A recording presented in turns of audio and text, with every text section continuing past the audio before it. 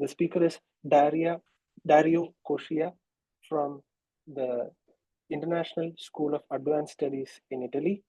He will be presenting his work on the Bayesian potential for uncertainty quantification in simulation-based chemistry. Dario is a third-year PhD student at the International School for Advanced Studies with a joint collaboration with the University of Amsterdam under the supervision of Professor Gianluigi Rosa and Professor Max Welling. His research focuses on the development of uncertainty-aware deep learning algorithms for scientific applications, with particular emphasis on PDE modeling and material science. He previously earned a master's degree in data science and scientific computing from the University of Trieste with a thesis on generative modeling for fluid simulations. He also holds a bachelor's degree in physics, during which he completed a thesis on simulating the energetics of graphene on various material substrates. With that short introduction, I invite Dario to present his work. All right. Thank you, Vivek, for the presentation. Also, thanks for inviting me today in speaking in the seminar. So yeah, today I'm going to talk about this Bayesian potential for uncertainty quantification in simulation-based chemistry. So the talk is mostly going to be applicable to simulation-based chemistry. I will try to introduce it a bit. You can think it in a way of performing, let's say, chemical simulation, also physical simulation in a computer.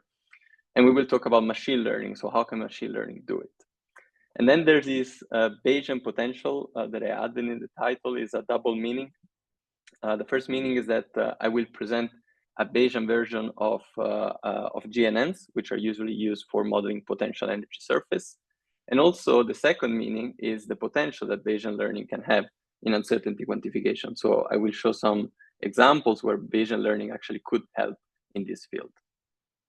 But before that, I want to acknowledge my collaborators, Pim de Haan from Coscia and Max Welling from Coscia and the University of Amsterdam. They jointly collaborate with me in the project I'm going to present today. So since I think not all of the audience is aware about simulation-based chemistry, I want to start with an example on why we should need simulation-based chemistry and how deep learning can help in that type of task. And then I will present my, my work. So let's start with this example that I think everyone is aware of, which is the environmental challenges which are facing nowadays. So we can focus on the graph here on the right. So here you can see how the CO2 emission changes through time. And you can clearly see that in the 50s, most of the CO2 emission was from the United States and some European countries. And then there's a clear increase in the amount of CO2 emission. And nowadays, basically all countries in the world are producing a lot of CO2. And this has great impact. And one impact is global warming. So here on the right, you can see how the temperature has changed. And you can see a clear trend. From the 50s to nowadays, there's an increase as in CO2 in global temperature, and this is highly correlated with the increase in CO2 emission. So this is just an example to show that we are really facing big challenges, and the question is, how can we solve these type of challenges? So if we want to solve this type of challenges, maybe we should look back and look at what matter is made of, because in order to later on building up the pieces and solve the bigger problem. So I will talk about molecules because basically everything that is material is made of molecules, of course, except of the 4 fundamental forces. And if you split molecules apart and you talk about quarks and lepton, except for that, everything that is material is made of molecules. And the reason why I'm going to talk about molecules and the reason why people are very interested in molecules nowadays, again, is because they can be very helpful to solve big problems like health, environmental problems, climate changes, etc. And just to show you some examples here, put a few examples on how modeling molecules actually can solve big problems. The first one is drug design. This can be very impactful in the health sector, where you really want to design new type of drugs, and usually designing drugs might take a long period of time. And here I just show you an article where people have been doing it with machine learning. We will get more into detail later. Catalyst, sometimes we want to speed up reaction, chemical reaction, but we need a material that is able to speed this up, and this is a catalyst. Designing catalyst is pretty hard, and this is why in 2021, Meta and others have been opening this open catalyst project for designing better catalysts, thanks to machine learning. Photovoltaics, green energies. Here we're talking about solar energy, how to convert this type of energy, improve photovoltaics. And finally, the one that I'm mostly going to show today, which is carbon capture. So how can we design better materials? In this case, they're called metal organic frameworks, which are porous materials. How can we design this type of materials in order to capture CO2? And this is actually a link to the previous example. So this is what we're going to talk about today, molecules. Molecules are pretty hard for different reasons to simulate. The first one is that whenever we are simulating a molecule, we need to solve an equation that is called the Schrödinger equation, which is an equation where the wave function, which basically defines the state, depends on multiple positions for all the electrons. So this x1 is atomic position, and we will have a lot of them if the material is pretty big. So this basically introduces a scaling problem because solving this will scale exponentially with the number of atomic structures. So it's something pretty unfeasible to do it on a laptop, or at least we can do it for a very small scale problem. So let's say first computing this type of energies and forces is hard, and this is for simulating, because once we have energy and forces, we can simulate through a numerical integrator by simply solving Newton's law. And the second problem is designing. Here I show you an example. I show you a graph from this paper from Raymond from 2015, where he basically counted the number of organic molecules that could be out there. And he counted around 166 billions of organic molecules, only organic molecules. So this is very huge space to search in. Think about it that the biggest data set is this ChemBL data set. It's way smaller, contains millions of molecules compared to the one that maybe are out there. So this is a big challenge, because if we want to discover new molecules, we need to look in a very high dimensional space in order to find this type of molecules. So these are the challenges. So scaling is the first one, and the search space that is enormous is the second one. And deep learning recently in the past years have been focused a lot on this type of problems. And here I show you two examples. The first one is very recent. It's from Meta. It's a model. It's called UMA. We will talk about this type of models later. And this is basically a model to predict energy and forces. They are called machine learning force fields. They produce energy and forces for materials. And the good thing is that this type of model scales linearly with a number of atomic structures. So not anymore exponentially, not cubically as DFT, which is another physics method, but they scale linearly. So this opens the door to bigger materials. And here you can see a simulation that I made, because everything is open source, of a metal organic framework that basically capture a CO2 molecule over here. So scaling is the first thing, and also speeding up it's strictly related, and is the second thing. Here I show you another paper from 2024, where they basically use language models in order to generate molecules. And it's pretty, once you basically encode a molecule into a string, so into a text form, then you can use any of the language models that are out there in order to generate new molecules. And people have shown that this actually helps in filling this enormous space of this enormous chemical space. So this is how AI is actually tackling the problem. And this is, let's say, the bigger picture. And now I will go more into details on what machine learning force fields are, and then we will make it Bayesian and understand why we need to make it Bayesian. But before doing that, we need some toolkit, and the people usually use in this field. And the first AI toolkit that we need is symmetries. So this is something that is not quite common in deep learning to talk about symmetries, but there are many machine learning models that have symmetries built in, and this is a strong inductive bias. So in order to give you a concrete example, think about a molecule. So this is basically can be encoded as a graph, as we will see. So you could have a predicted model that predicts the forces for this molecule. But then if you rotate the molecule and the model doesn't take that symmetry, you would need to learn it. But actually what you can do is to build the model equivariant. So basically this means that if you rotate the molecule and then you predict, that would be the same as first predicting and then rotating. So there are many ways of doing this. And here I basically add a book from Maurice Weller where he actually developed a whole theory of equivariant and coordinate independent neural networks. We will see it a bit in the talk. So, but here just to, let's say, introduce the topic. So symmetry is the first thing. And the second thing that we will talk about a lot is graph neural networks. So the method that I'm going to present today can be applied to any graph neural network, but I will focus the application on machine learning force field, so only for molecular data. But in general, it can be applied to any graph neural network, and that's why I'm reviewing it. So a graph neural network is basically a AI model that works with graph-based structures. So a graph is just a collection of vertices and edges. Each vertex has some features associated with it. You can think it as a vector, and then the edges have other features associated with it.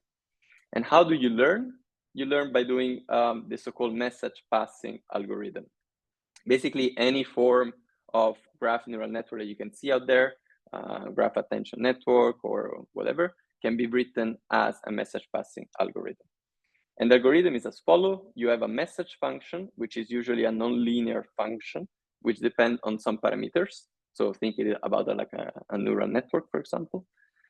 And the message function is responsible for sending messages to neighbors. So given a specific vertex, the adjacent vertices will send messages to it, and you also will send messages to the neighbors.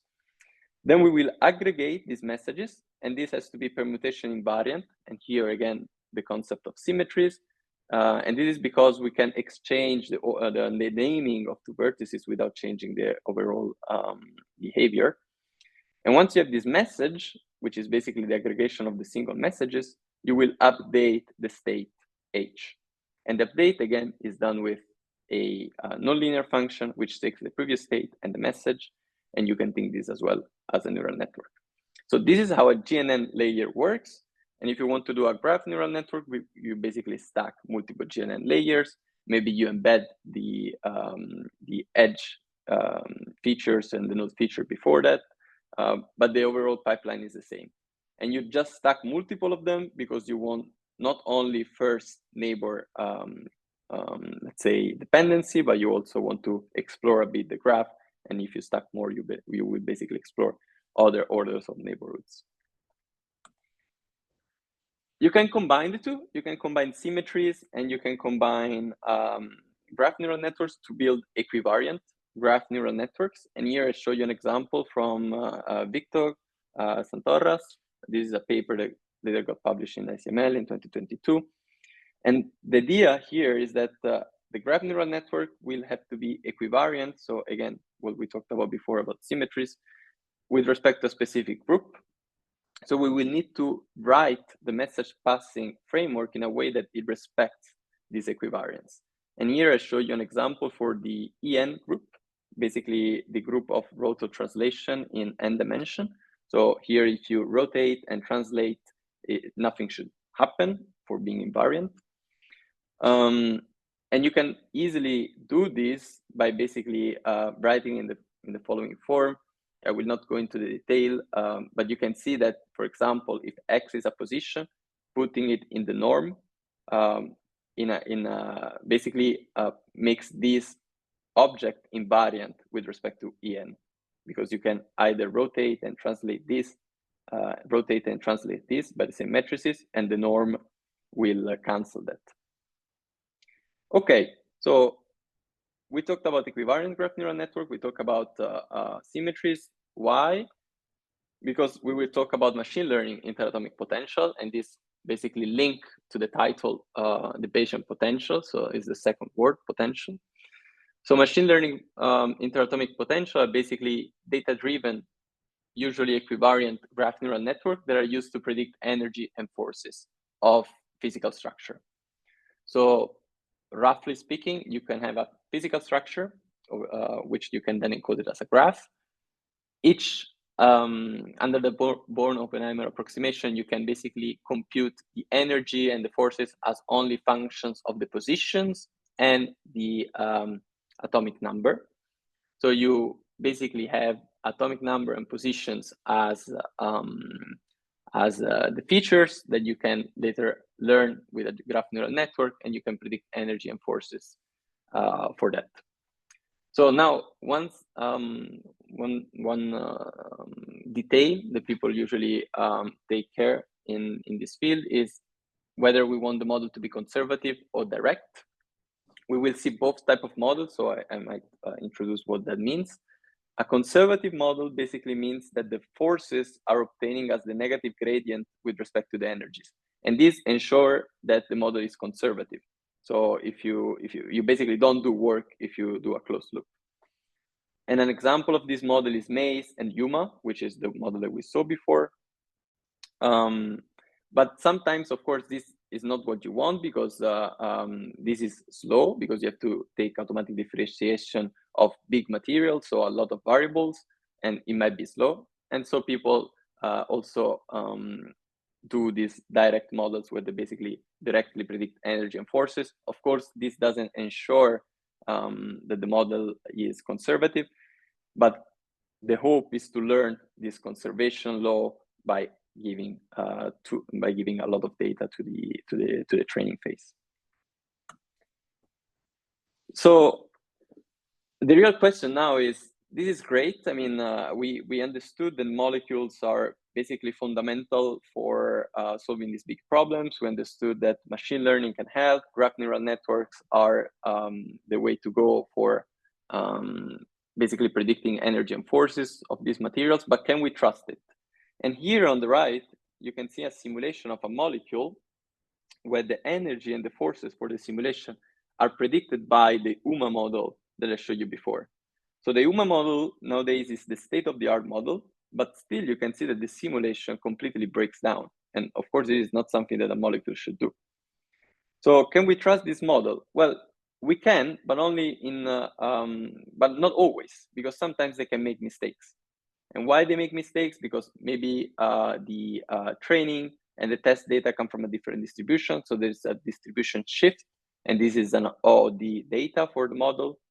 Or maybe because we had problem during the optimization, so the model is not as accurate as we would expect. But anyway, at the end of the day, we have a model, and we don't know if that model would do good or would do bad. And usually, again, running this type of simulation is expensive. So we really want, before running it, to know if the model is a good model or not. And so this is why we started this uncertainty quantification paper for graph neural network, because we ask our question, how can we build this type of surrogate model that operate outside the training regime? How can we trust them? And the only way to trust them is that if we add some uncertainty in their prediction. I think everyone in the field here is aware about uncertainty quantification. So we just don't want to give a mean prediction, but we also want to give a confidence band on how good we think that prediction is. And usually people do this, but they do it with ensembles. And ensembles are pretty inefficient because they need to, you need first of all to store in memory the different models. And also because at test time, if you want the mean prediction, you need to run through all the models. Of course, you can do it in parallel, but still, if you don't have the resources, you need to run all the models in order to get the mean prediction. So our aim, our final goal is to have some uncertainty quantification on graph neural network, which is efficient. and as accurate or better than ensembling, which nowadays is still considered state of the art. And this links to the first part of the, to the first meaning of the title, so the Bayesian potential, because we will do it in a Bayesian way. Bayesian learning is pretty good, especially if you don't have a lot of data. And usually this is the case in simulation-based chemistry, because simulating data is pretty expensive. And therefore, Bayesian learning can really help in this type of scenario. So just to recap what Bayesian learning does and to fix some notation, Bayesian learning tries to learn the posterior distribution over the model weights. We're talking about neural networks, so these omegas here are the weights of the neural network, given some data. So this is usually called the posterior distribution. We aim to learn this. And usually, I mean, what people would do if you come from statistics is just to apply the Bayes rule, put a prior over the weights, multiply times the likelihood function, divide by the evidence, and you would obtain the posterior distribution. And once you have this, you can decompose the uncertainty and you can perform uncertainty quantification. This is great, but with neural networks, this doesn't work. And the main reason is due to this guy over here, this evidence, which is basically the integral over all the possible weights of the numerator over this formula. And since omega usually lives in a very high dimensional space, you cannot perform Bayesian learning as you would normally do. And you even sampling and doing Monte Carlo Markov chains is it's pretty unfeasible in a high dimension. So the way that we do it is through variational inference, which is basically a way to learn the posterior distribution, which you can see in this color over here, by approximating it by taking a family of variational posterior distributions. And you basically want to push this family as close as possible to the true posterior distribution. So what does as close as possible mean? Basically, you want to minimize this KL divergence between the posterior, the variational posterior, and the actual posterior. So this is not something that you can do because you don't know the posterior, but you can actually rewrite this down as a constant term, which is the logarithm of the evidence, minus something that is called the evidence lower bound, because it's a lower bound over the evidence. And this guy over here is structable, and we can actually optimize it by maximizing it. So if we maximize this guy, and since this is constant, we will minimize the KL. Again, this is something that you usually see in generative modeling, for example, in the variational autoencoders, but now this is applied in a Bayesian setting. So this is still, this is good because in a way we don't have to do the standard Bayesian rule, so we avoid that problem, but still we could have some scaling issue, especially when we need to sample weights in a dimension. And this is the second ingredient that we will need for BLIP, which is the model I will show today. And it's called variational dropout. So this variational dropout is a paper that came out in 2015, more or less. And it's an interpretation of dropout, but in a variational sense. So I think most of you are aware of what dropout is. It's basically random zeroing the entries of some matrices, of linear matrices in a neural net. And you can also apply dropout at inference time for performing uncertainty quantification. Now, you usually have to set the dropout probability when you do dropout. But with variational dropout, you learn the dropout probability. And in this paper, they also introduce a trick, which is if you put a distribution over the weight, which is normal distribution, you don't need to sample the weights directly, but you just need to sample the activation. And this is something very important for us because this is more efficient because sampling activation actually depends on less parameters, less stochastic parameter than sampling directly the weights. And also all this variational dropout pipeline is more efficient than its sampling because you just need to train one model and at the end you have uncertainty quantification on that. So we will use this variational dropout and we will use graph neural networks to perform uncertainty quantification in machine learning force fields. So this is basically BLIP, and now we'll go in details of the model And I will show you that you actually can build trustworthy uncertainty estimate with BLIP. The important thing is that this model works with any graph neural network. So this is pretty important. It's not just for molecules, it's for any graph neural network. So if you want to do uncertainty quantification with graph neural networks, you might want to try this model. And it also works for the equivariant neural networks. So I will try to touch that briefly on why it works also for equivariant neural networks. And finally, inference is as fast as a normal model. So if you want to predict the mean of the prediction and you don't care about uncertainty, the inference is the same as you would add BLIP or remove BLIP. So this is something that you want because it basically it improves over ensembling. That basically you have to compute the solution of multiple models in order to get the statistics. So this is the overall structure, and now I will try to decompose in blocks the overall structure. So the first thing that we need to do, since we want to go Bayesian, is to define a probabilistic model of the GNN update. So we saw at the beginning that the GNN works by doing message passing. So we need to have a message passing, Bayesian message passing way to train a neural, Bayesian graph neural network. So how can we do this? Again, this is the message passing framework, the usual one. You have a message function and an update function. You simply put a prior over the weights of the message function and the update function, and it's this guy over here. And then you have a push forward of the two. And this is basically the push forward induced by the message passing procedure. So this is the overall joint distribution. And for the prior, we simply use a Gaussian prior because we want to apply local reparameterization trick, and therefore we need the Gaussian prior assumption. This enables us to scale to big networks. So once you have this prior model, now you need to learn, and we will learn it by doing variational inference as we saw before. And this basically closes the design. So how do you do it? You put a variational distribution.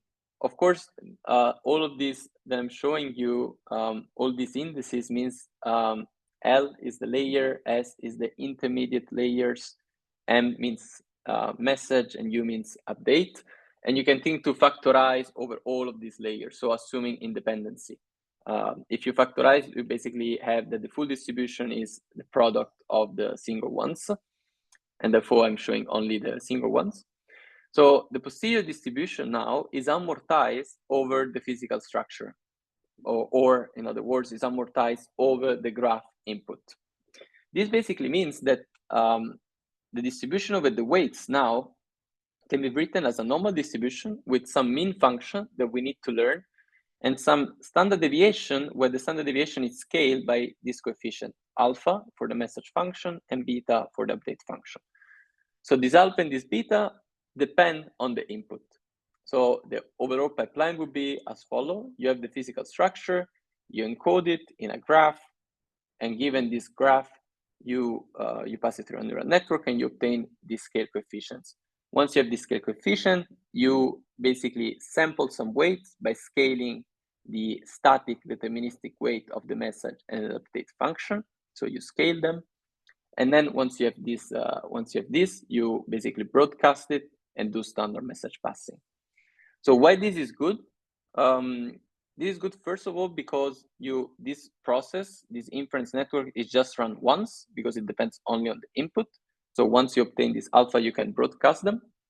And the second reason why it's good is because at inference time, if you only care about the mean, you just set this to 0 and you will obtain basically the maximum a posteriori, which is what you're interested in if you want to do only the mean prediction.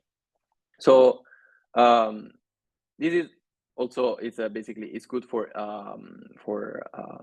inference time. Finally, I said that I was touching a bit equivariance. If you I will do it later, but if you look at how this is built, if alpha and beta are invariant with respect to the input, and you always choose the same sample epsilon, these omega here are going to be invariant.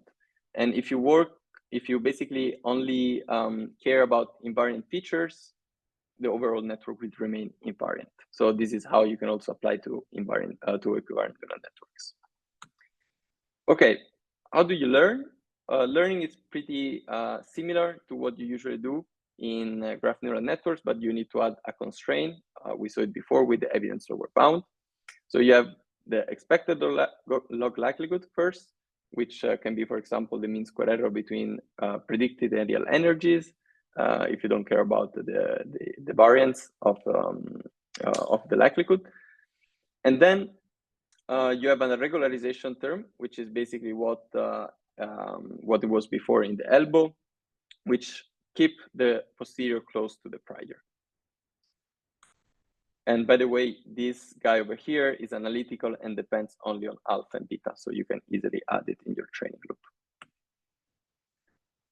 So this slide is only to convince you that BLIP is basically a wrapper over MLIPs, which are machine learning interatomic potential. But in general, it's just a wrapper over GNNs. And to show you here, just put a pseudocode again. You first compute this alpha and beta. Once you have this alpha and beta, you can perturb the GNN weights, and then you simply run a GNN as you would do. You learn as you would do, but you need to remember this KL term.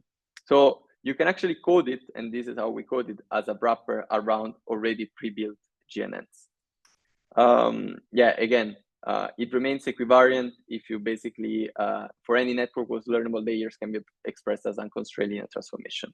So if you have some irreducible representations, you actually cannot do, you cannot use BLIP because it will break equivariance. Okay, so this was the theoretical part. Now we'll show you some experiment that we made. We mostly going to focus on molecular experiment, as I said, but of course, this can be applied to other type of fields, and it would be interesting also to apply to other type of fields. So the first experiment that I'll show you is a very simple experiment. Basically, we have 5 particles which are charged particles. So the blue ones have charge +1, the red one have charge -1. We give some initial position, and then we make them evolve by following the Coulomb's law.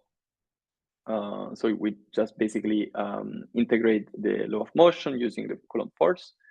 And here you can see some results. So the task is to predict the particle position after 1000 time steps given initial position and velocities. We start with the non-equivariant models. We compare against the standard GNN with dropout, deep ensemble, and our approach. The base architecture here is always the same, and it's taken for literature. You can see that the mean square error in all cases for BLIP is the smallest one. This basically means that by adding this Bayesian approach, we regularize the training, and therefore we can have a better testing error. But more importantly, we have the lowest negative log likelihood and cross-rank probability score.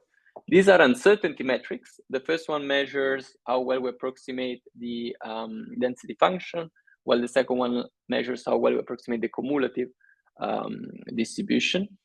And therefore, this is also a metric of calibration, and you can see that our model is the most calibrated model across the baselines.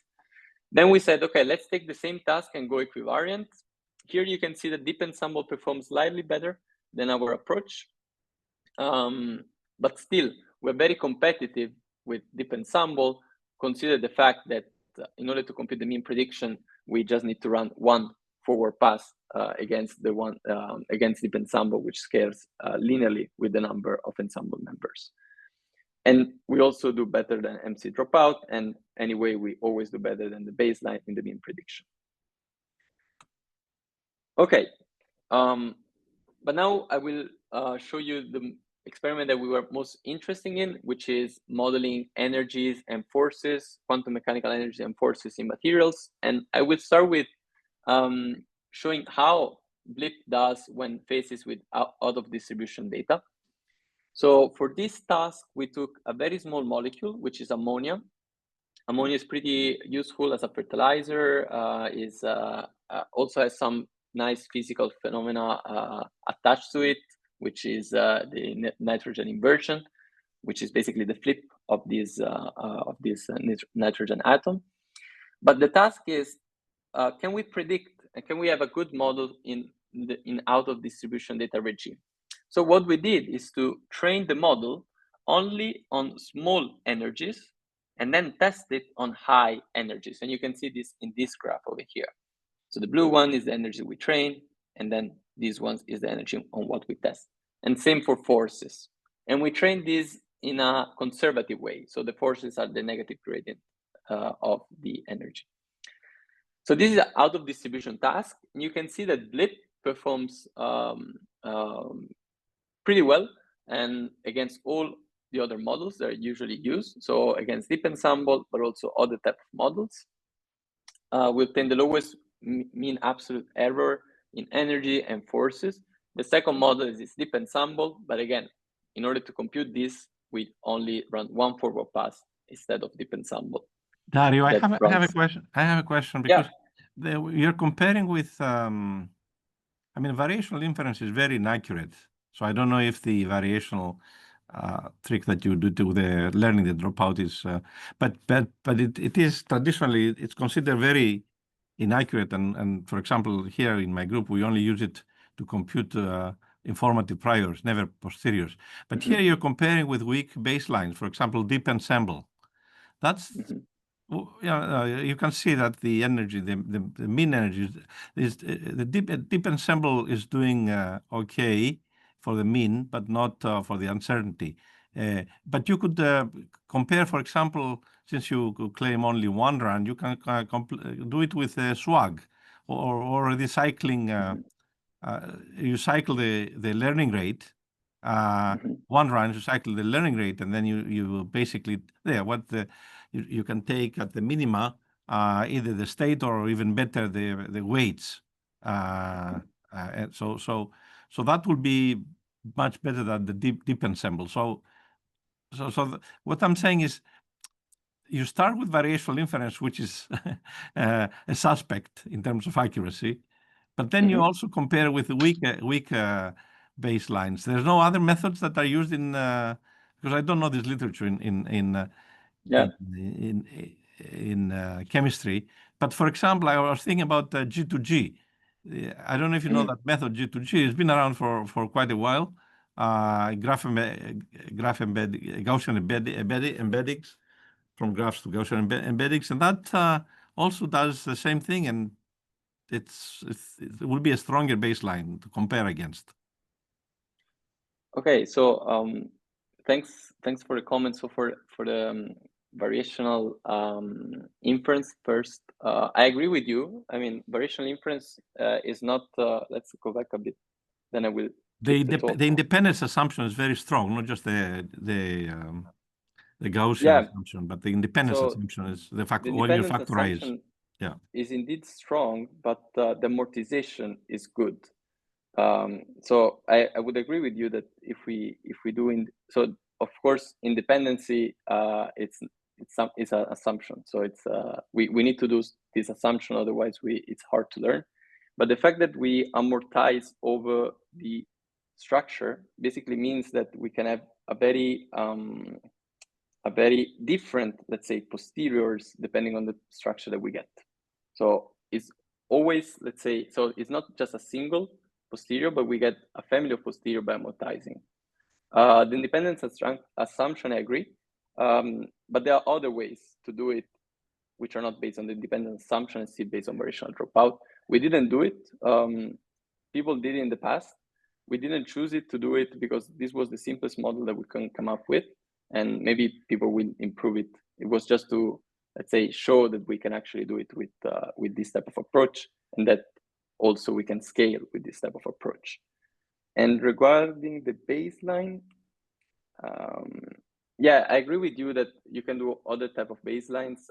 These baselines are actually taken from a review paper that came out pretty recently on this field. So people don't do swag because I think at the end of the day, swag as well is an ensemble method. So swag, deep ensemble, if you train deep ensemble well, you will obtain something that is pretty similar to swag.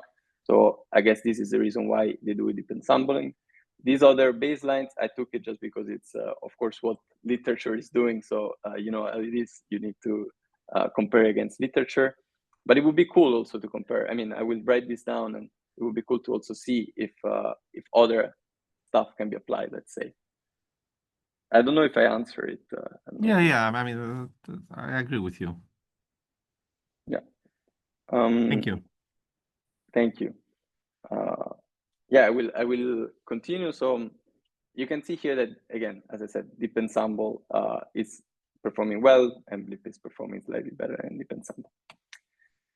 So more importantly, we will look at uncertainty in out of distribution regime. So this is all testing on the out of distribution data. You can see here that, again, BLIP is still performing pretty well against the baseline, obtaining a very low calibration error, expected calibration error. Basically, this means that our expected probabilities are equal to the observed probabilities. And also, we obtain a very strong correlation between the predicted forces, variance, and the square error per structure. And this basically means that we can use these approaches in an active pipeline in order to fine-tune the model in region when the model doesn't know. Okay, another thing is that this model can also be used while fine-tuning bigger models. So usually in this machine learning force field, and actually this also is related to the question given before, usually we train one machine learning force field. It's pretty hard to train, so we need to stop it, redo it. And at the end of the day, we just have one set of weights for this type of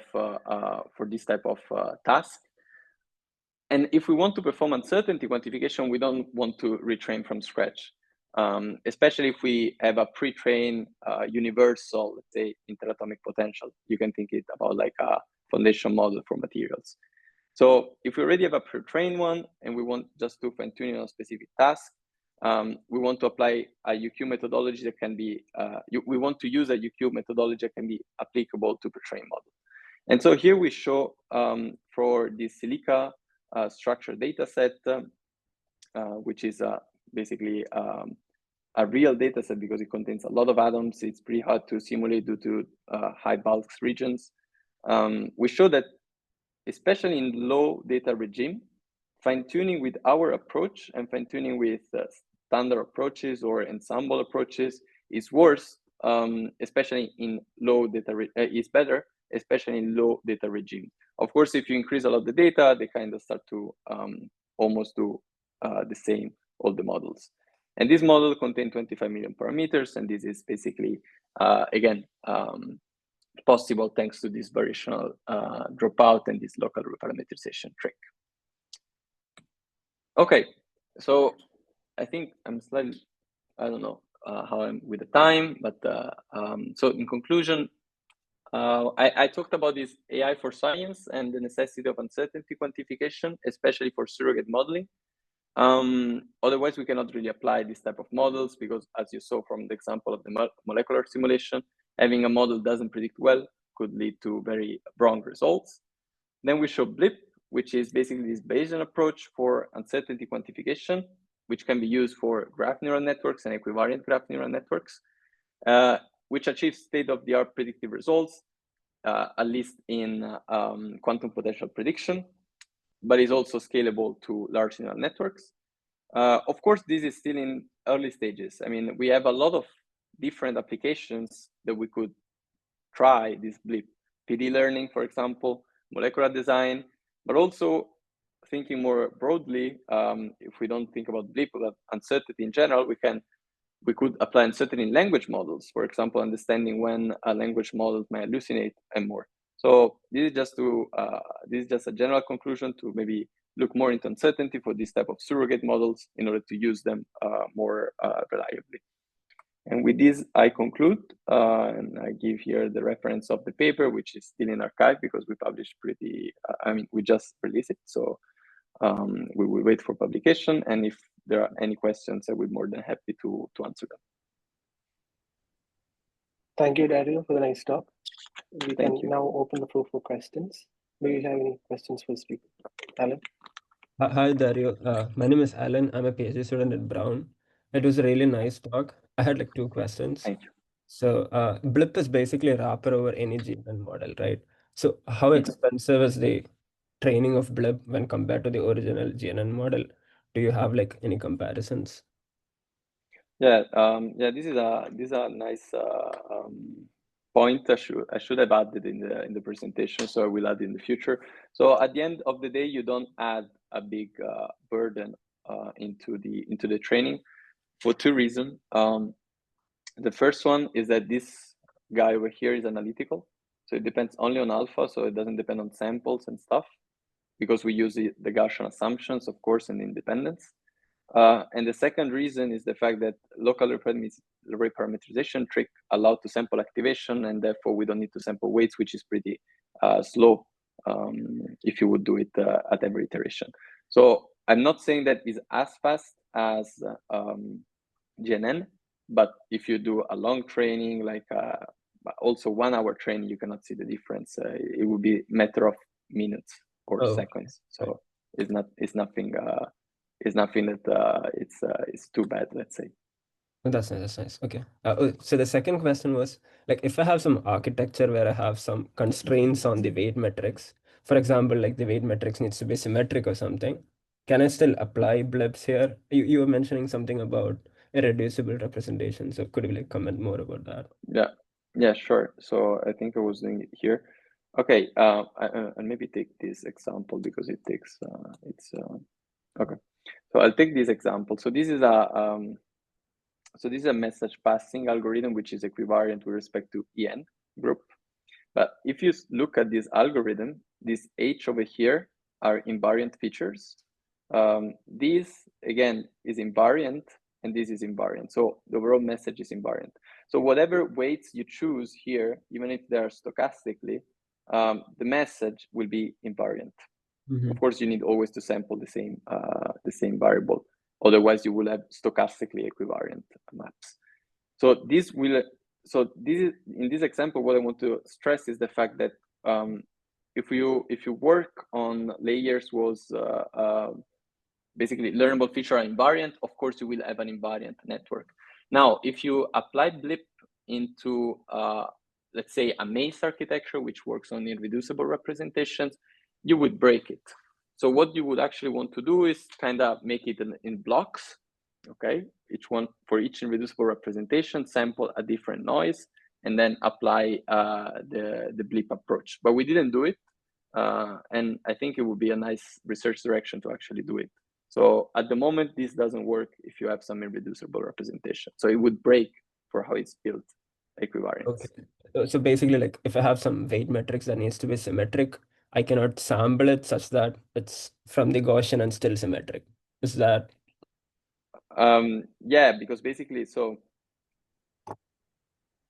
if this theta over here is symmetric, let's say, of course, this will be symmetric again, but this epsilon would break it. So the overall metrics over here will not be symmetric. But of course, if you choose a nice distribution, or either you do other tricks, you can. I think you can try to do something similar. Let's say, but of course, this would break it. I agree. Okay. Thank you. Thank you for your question. Thank you, Alan. Do we have more questions for the speaker? Yeah, so Dario, since you said you wrote a survey paper recently, did you look at like other methods, like Langevin dynamics, for example, or Laplacian approximations and so on? Are there people who are doing this or graph neural networks, or is it because they look at massive graphs that's not possible? Yeah, this is a very nice question. Thank you. So I saw people, so I'm into uncertainty also for PDEs, let's say. And I saw people using this Langevin dynamics and Laplace approximation in that field.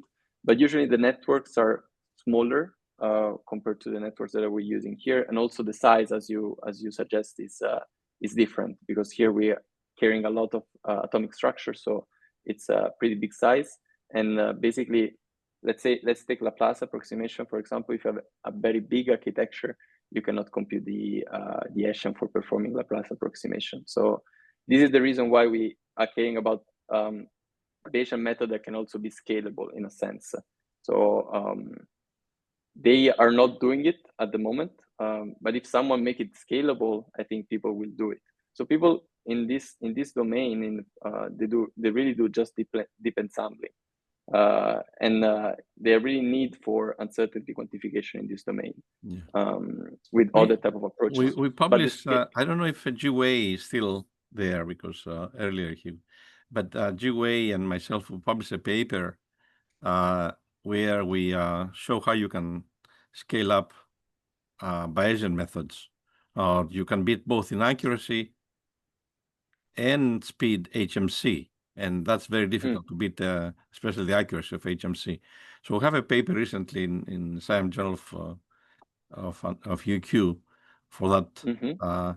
But I have another question, because we have a library called Neural UQ. In that library, we have all the Bayesian methods and the ensemble methods and so on for PDs, PD examples. And we're talking about, in the paper, total uncertainty. I saw in one of your slides, you wrote total uncertainty. I saw total somewhere. Yeah. Here, exactly. But actually, is this the total uncertainty, or is it just the epistemic uncertainty due to the imperfect representation by GNN? Yeah, this is only the aleatoric and epistemic uncertainty together. Where's the aleatoric comes in where? Because you need to have the noise level somewhere. So that will be sigma square. That's the sigma square. Yeah, okay. That's it. Yeah, it's of course you have other type of decomposing uncertainty. So in this work, we only care about the epistemic one, because in molecules, of course, but what you show is the epistemic, the first part, right?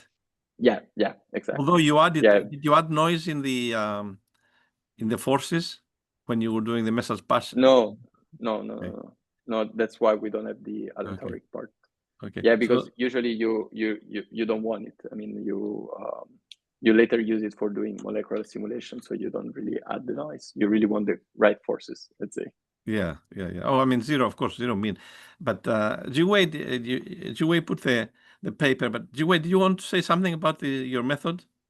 Oh yeah. I read the method proposed by you, and you are using the variational inference for the uncertainty quantification. So I have a problem for the prior, because you are using a factorized prior for the prior. So this is a very strong assumption, and sometimes this prior is not proper for the posterior. So because here you also consider using the KR divergence, right? So basically, recently I have read a paper named the alpha divergence. They will use this alpha divergence to conquer the problem of the improper prior proposed by using such kinds of factorized priors. So they think that this prior is more suitable for this problem, but I don't know whether this alpha divergence is suitable for your optimization.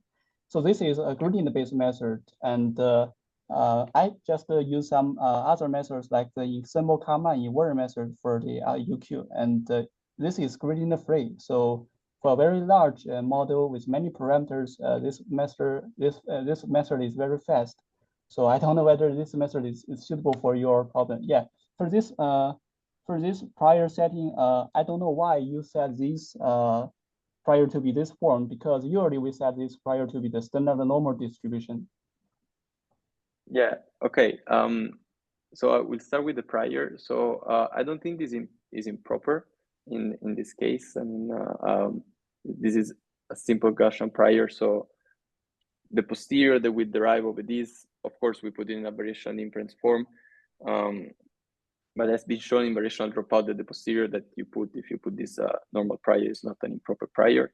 Of course, it's not the one that we approximate with variational inference, but still is not improper. So there are priors which lead to improper priors in variational dropout, like, for example, log uniform prior, inverse log uniform prior. We choose this prior for a reason, because this zero over here induce sparsity in the network. So it resembles dropout, because dropout sparsify. And this P over here, you can actually show that if you put this type of prior, this is the same as it can be shown that it's the same as doing Bernoulli dropout with dropout probability P. So basically this prior is dropout, normal dropout, And now you can see that this P over here, maybe I have some backup slides on this. Let me see. Yeah. So if you put this pi over here, what you will see is that the KL now will be written in the following form. So basically, this is like a function that is basically almost like a parabola. And this basically what happens is that this alpha will try to concentrate around P. So we'll try to drop around P. But then of course there's the log likelihood term, which will make these increase, increase, and increase. So we'll have this basically this balance. So this is the reason why we choose this prior. Basically, we wanted to induce a prior belief on dropout, and then we wanted to change it depending on the input. Regarding your method, I'm very interesting because it's something that we care about scaling, and if it's scalable to big, let's say, neural network, and it can be applied to pre-trained models, etc., it would be super interesting to see it. So, I mean, I will send you an email after this to get in touch because it's pretty interesting. Okay, thank you. I have another problem. Yeah, how do you choose this P during your training? Yeah, so we basically set this prior probability to 0.2. We did an ablation showing that it doesn't really matter unless you choose very high prior probability, like high P, around 1, because of course this would have a problem in the optimization.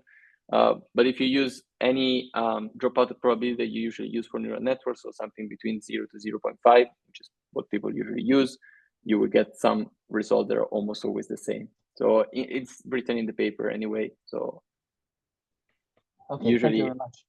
Yeah, it's not very dependent on this. Okay, thank you. Thanks. Thank you, Jue. Do we have more questions for Dario?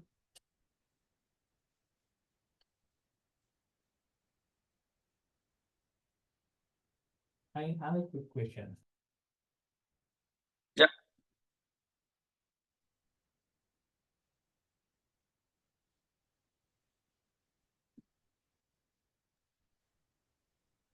I hear you.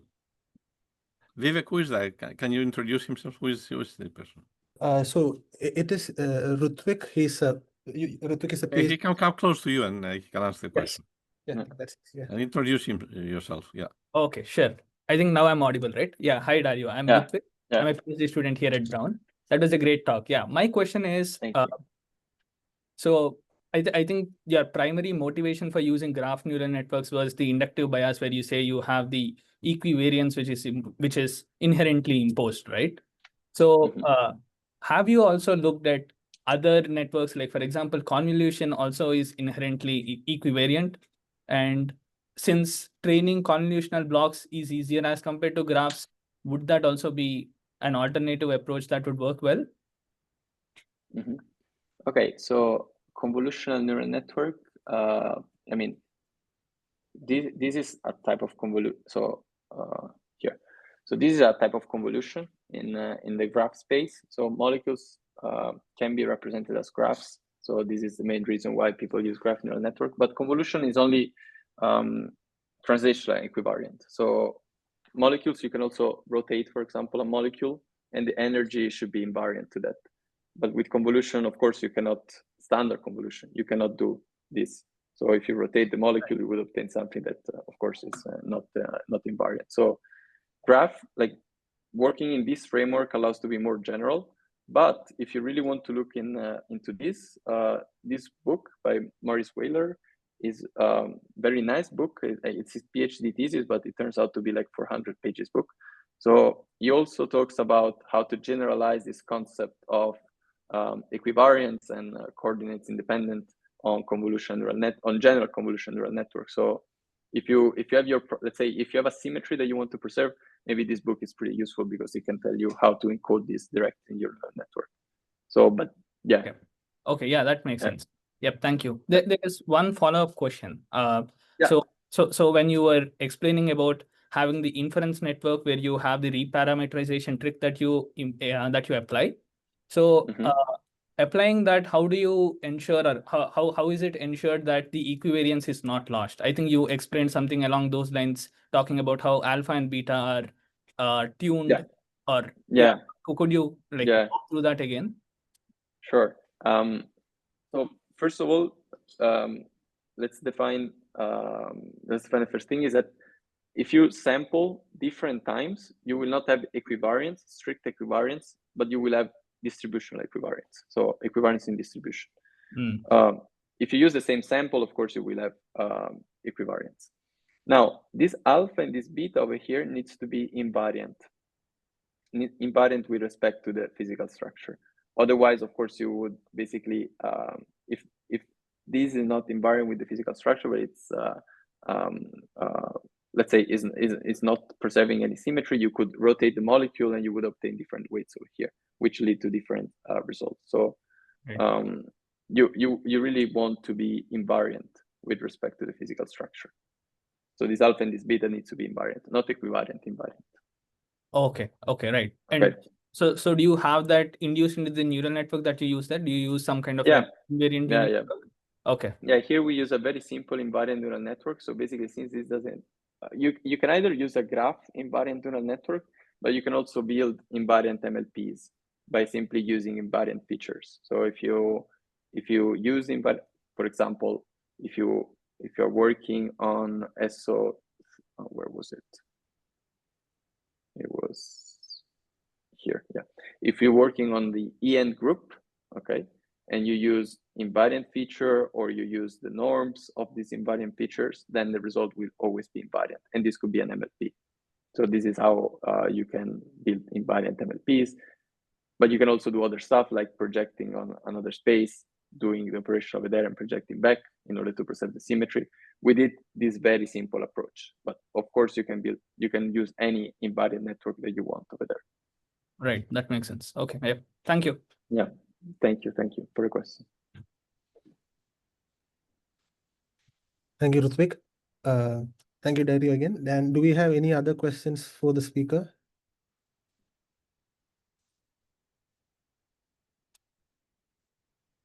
All right. In that case, I would like to thank both Swale and Dario for presenting their work at the Crunch seminars. Thank you all for attending, and I hope all of you have a good weekend ahead. Thank you. Thank you.